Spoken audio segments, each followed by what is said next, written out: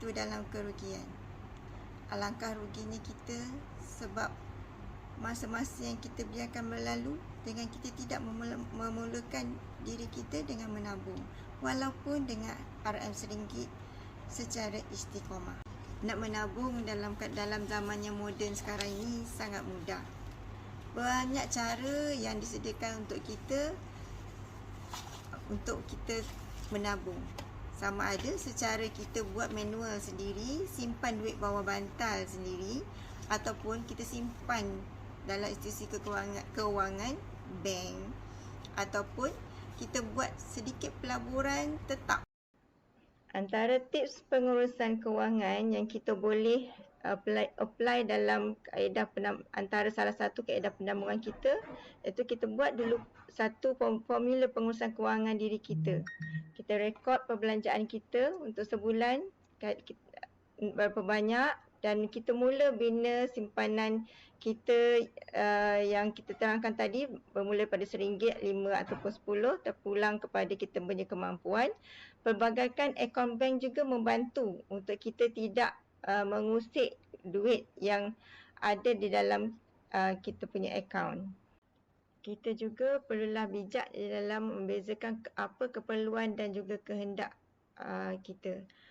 Kalau boleh, kita try lunaskan dulu hutang-hutang kecil yang kita ada, dan kita ambil tahu cara macam mana nak buat pembiayaan semula aset yang kita ada.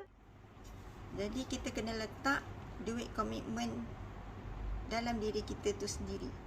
Kita set RM5, RM10, RM100. Terpulang kepada kemampuan diri kita, tetapi yang penting kena istiqamah. Ini adalah merupakan satu teknik yang boleh membuatkan diri kita komit kepada diri kita sendiri, sampai di samping kita menggunakan kuasa doa untuk memaksa diri kita melaksanakan umrah ataupun haji. Kita tak boleh mengharapkan logik akal semata-mata, namun niat dan doa kepada Allah itu penting juga.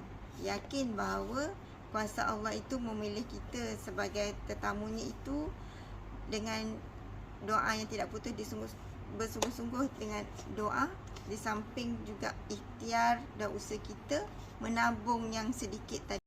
Setelah kita kita membuat komitmen kepada diri kita sendiri, kita kena buat lagi satu komitmen kepada diri kita sendiri.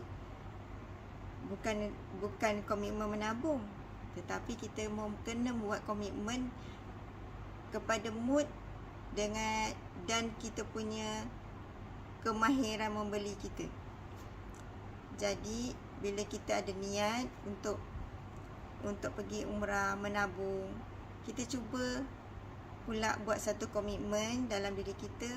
Aku dah tak nak beli barang-barang online. Aku tak nak dah pergi-pergi buat window shopping.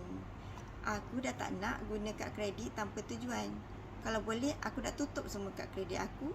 Aku hanya berbelanja dengan apa yang ada tunai di tangan aku sahaja, dan itulah yang mampu dan seadanya, dan aku qanaah dengan apa yang ada pada diri aku.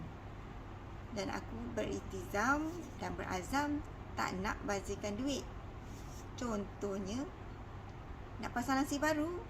Oh, laci lama boleh pakai lagi. Aku nak tukar tayar kereta baru. Sesuai, tapi mungkin tukar dua dulu. Aku nak beli gelang emas baru. Oh, tapi gelang emas ni pun bagus juga, sebab dia adalah merupakan kita punya modal yang kita boleh cairkan sebagai nambah kita punya tabung umrah ataupun tabung haji kita. Tak salah juga, emas saya encourage. Dan di samping komitmen-komitmen kita telah buat tu sekarang ni, jangan lupa ambillah sebahagian apa yang kita simpan tu sikit saja. Jangan lupa kita bersedekah. Dengan sedekah itu Allah dah janji dia akan menggandakan lagi rezeki kita, InsyaAllah. Ramai orang cakap, saya tak cukup modal, gaji saya kecil, saya tak mampu lagi untuk buat haji, saya tak mampu lagi nak pergi umrah. Semua tu kita hanya bercakap, tapi tiada tindakan yang kita kena ambil. Jadi kita bedah dulu diri kita bedah kewangan kita, macam mana kita nak memulakan penyimpanan kewangan kita yang tahu berapa nilai yang mampu yang kita boleh istiqamah dengan diri kita sendiri. Muaimah kita perlukan RM RM1 untuk sebulan pun bermulalah. InsyaAllah dengan RM RM1 tu sebulan, setelah setahun, takkan aku nak RM1 je. Mungkin masa tu semangat kita untuk menyimpan dah semakin tinggi. Kita dah boleh up sedikit dengan not cik merah kita. Kita boleh bermula dengan menyimpan sebanyak RM10 sebulan, InsyaAllah. Jadi dengan demikian kita boleh tarbiyah diri kita, istiqamah diri kita, motivasi diri kita untuk menyimpan bagi tujuan haji. Aku kena simpan sampai cukup supaya aku dapat boleh mengerjakan haji, boleh mengerjakan umrah, InsyaAllah.